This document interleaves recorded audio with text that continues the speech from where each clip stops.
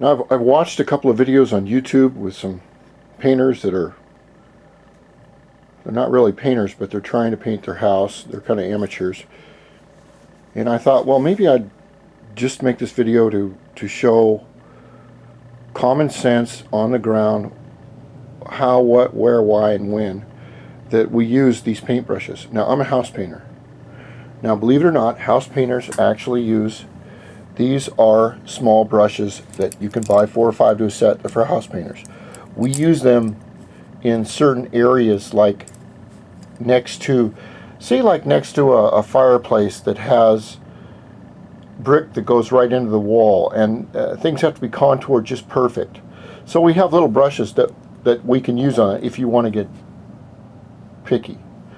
Now these blue brushes, compared to say the brown brushes, these are Purdy Astroglides. I call them blue bottles because they're blue. Now the reason they're blue like this, and they're about $25 a piece, this one's, I don't know, 35, but their bristles are very stiff on the end. That way you can get a very good cutting line with them. And of course, if you don't know how to cut paint and you don't know what you're doing, then you just really don't want to buy one of these. And here's a smaller brush that Purdy sells. The smaller brushes do not come in blue, anything under a 2.5 inch. We have a 2.5 inch, a 1 inch, a 4 inch, another 4 inch, I think that's 3.5, and of course they're all angled sash. It means they're angled right here. Then we have, these are old brushes that I got from my father, and it's amazing, it even says Made in America there somewhere. But the one thing these brushes have in common is that you could paint this whole house, this whole interior. If this is the only room I haven't painted, it's my wife's room. And as you can see, we have a situation developing out here. What's going on here? What are you doing? What are you doing in there? And as you can see, this is my son's room. It's all done. What are you doing? You go get that cat. Bitch slapper. Don't take any crap off that communist Stasi spy cat. Get in there and bitch slap him both paws. Good cat. Anyway,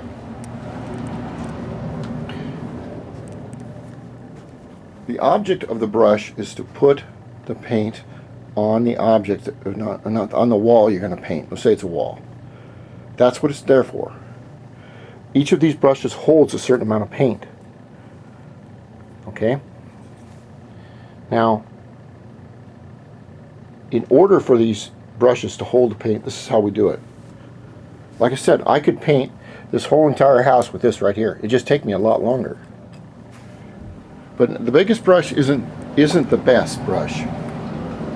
So what we have here, I'm going to show you how to load a brush. This is a standard 1 inch Purdy, okay? What most people will do is dip the brush in like that. And you only want to go about 1 inch. You don't want to go any higher because you don't paint with it anymore. They dip it in like that, and they go like this on one side, and they go like this on one side, and they say, great, let's paint. Except what you've done is you've put paint on one side of the brush, you've put paint on the other side of the brush, and then you just brushed it off. That is not loading it up. Loading the brush means to put enough paint on this brush so that you can get it on your wall or wherever. Damn, not bad for 50. So in order to load a brush, this is what we do. We dip it into the paint like that, right? Okay, now you see the lid right here?